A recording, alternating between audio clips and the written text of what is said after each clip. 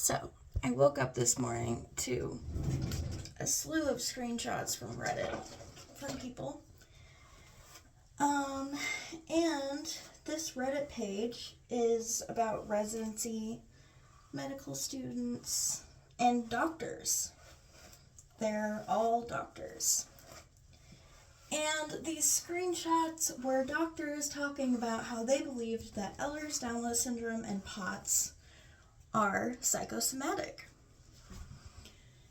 Now, let's talk about how the biggest thing that this tells me is that there is a strenuous lack of education about what these diseases actually mean.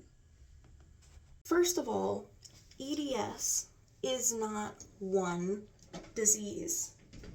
It's actually 14. You can have HEDS, which does not have a genetic marker, and all 13 others have genetic markers. You cannot fake or have a psychosomatic genetic marker on a genomics test. You can't fake that. HEDS, or hypermobile EDS, is extremely hard to get official diagnosis of. It took me, I think, about 5 years. And I also paid for the genomics test. It actually took 2 appointments at a genetics clinic to go back and see that my symptoms had worsened over time to get my official diagnosis. All the diagnostic criteria for hypermobile Ehlers-danlos syndrome are objective. They're based on medical history and symptoms presented at the appointment. None of these symptoms that they ask you about are generalized things like pain. They may ask you about it, but that is not a part of the Ehlers-danlos syndrome or hypermobile Ehlers-danlos syndrome, I should specify, criteria. Instead, the criteria focuses on medical history and objective tests like the Brighton score, as well as measuring several joints to see how hypermobile they are. You cannot fake the amount of hypermobility you need for an Ehlers-danlos syndrome test. I've also seen this with POTS. Again, you cannot fake orthostatic vitals. You cannot fake the results of a tilt table test.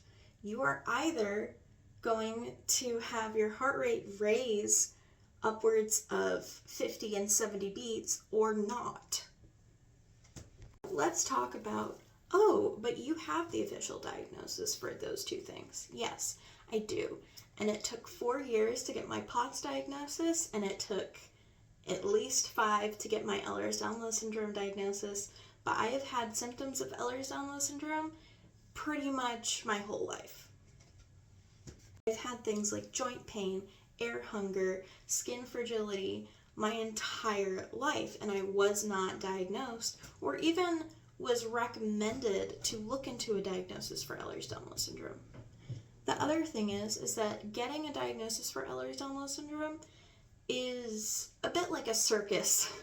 You have to run through a bunch of hoops and a bunch of doctors to get the correct referral to a geneticist. And sometimes it's not a geneticist, sometimes it's a different doctor. So it's not even a guarantee of what doctor you need to get a referral to. Oh, no. A genetic disorder is not psychosomatic, and POTS is not psychosomatic. I'm sure there are some patients that could not have the actual symptoms, the objective symptoms, and be faking it. But I think that these cases are far, far rarer than doctors believe, because I think that they just see it and don't look any further into it. Doctors are trained that when you hear hoofbeats, think horses, not zebras. That's why the zebra is the symbol for rare diseases. The problem is that when these doctors start seeing stripes, they think they're on psychedelics instead of thinking that maybe this is a zebra instead of a horse with painted on stripes. No, you cannot fake Ehlers-danlos syndrome like they want you to believe you can.